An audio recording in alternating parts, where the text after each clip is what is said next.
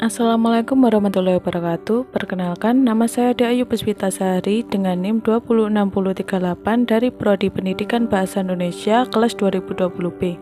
Saya akan menjelaskan tentang tujuan dan prinsip penilaian evaluasi pembelajaran bahasa Indonesia. Selamat menyaksikan. Apa sih tujuan dan prinsip-prinsip dari penilaian? Kalian sudah mengerti belum? Kalau belum, simak video berikut ini ya. Yang pertama yaitu penilaian. Penilaian merupakan program penilaian yang dilakukan secara berkesinambungan untuk menentukan keberhasilan pembelajaran yang telah dilakukan menurut Cross tahun 1989. Kemudian pembahasan kita yang kedua yaitu tujuan penilaian. Tujuan umum dari penilaian yaitu yang pertama, menilai pembelajaran di kelas, yang kedua, meningkatkan pembelajaran siswa dan kualitas belajar siswa, dan bukan sekedar menentukan skor. Oleh karena itu, asesmen merupakan suatu strategi pengumpulan dan penganalisa informasi yang digunakan sebagai dasar pengambilan keputusan berkaitan dengan semua aspek pembelajaran, menurut Cole dan Kahn tahun 1994. Selain tujuan di atas, hasil asesmen dapat memenuhi banyak tujuan. 3 diantaranya adalah placement, instruction, dan communication. Yang ketiga pembahasan kita yaitu prinsip penilaian menurut BNSP tahun 2007. Prinsip penilaian ada 9, yaitu yang pertama, sahih, objektif, adil, terpadu, terbuka, menyeluruh dan berkesinambungan, sistematika, beracuan kriteria, dan akuntabel.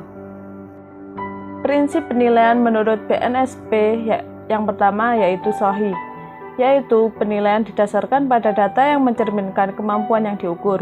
Oleh karena itu, instrumen yang digunakan perlu disusun melalui prosedur sebagaimana dijelaskan dalam panduan agar memiliki bukti kesahihan dan keandalan. Yang kedua yaitu penilaian didasarkan pada prosedur dan kriteria yang dijelaskan tanpa dipengaruhi oleh subjektivitas penilai atau objektif.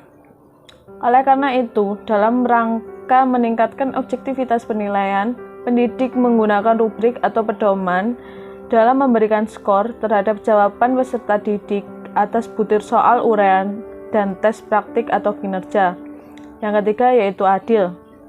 Penilaian ini tidak menguntungkan atau merugikan peserta didik karena berkebutuhan khusus serta perbedaan latar belakang agama, suku, budaya, adat istiadat, status sosial ekonomi, dan gender. Faktor tersebut merupakan tidak relevan di dalam penilaian, sehingga perlu dihindari agar tidak berpengaruh terhadap hasil penilaian. Yang keempat yaitu penilaian terpadu. Penilaian oleh pendidik merupakan salah satu komponen kegiatan pembelajaran. Dalam hasil penilaian benar-benar dijadikan dasar untuk memperbaiki proses pembelajaran yang diselenggarakan oleh peserta didik. Jika hasil penilaian menunjukkan banyak peserta didik yang gagal, sementara instrumen yang digunakan sudah memenuhi persyaratan secara kualitatif, berarti proses pembelajaran kurang baik. Dalam hal demikian, pendidik harus memperbaiki rencana atau pelaksanaan pembelajarannya. Yang kelima yaitu penilaian secara terbuka, di mana prosedur penilaian, kriteria penilaian, dan dasar pengambilan keputusan dapat diketahui oleh pihak yang berkepentingan. Oleh karena itu, pendidik menginformasikan prosedur dan kriteria penilaian kepada peserta didik.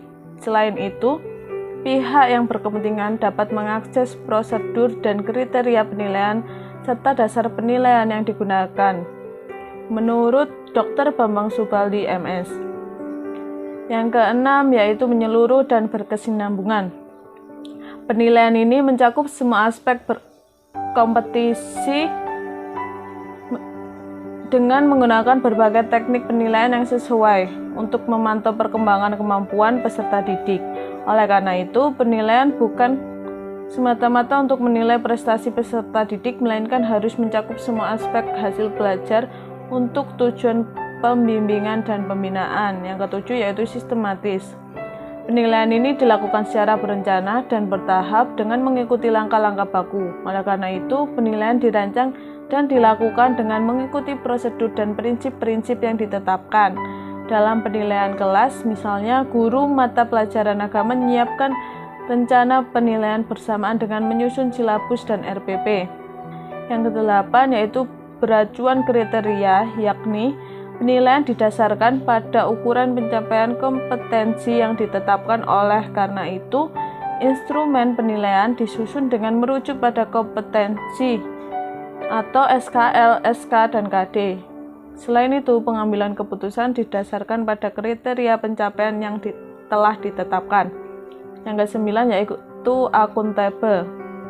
Penilaian ini dapat dipertanggungjawabkan, baik dari segi teknik, prosedur, maupun hasilnya. Oleh karena itu, penilaian ini dilakukan dengan mengikuti prinsip-prinsip keilmuan dalam penilaian dan keputusan yang diambil memiliki dasar yang subjektif. Semoga penjelasan dari saya bisa dipahami ya. Terima kasih yang sudah menyaksikan. Sekian dari saya. Wassalamualaikum warahmatullahi wabarakatuh. Bye-bye.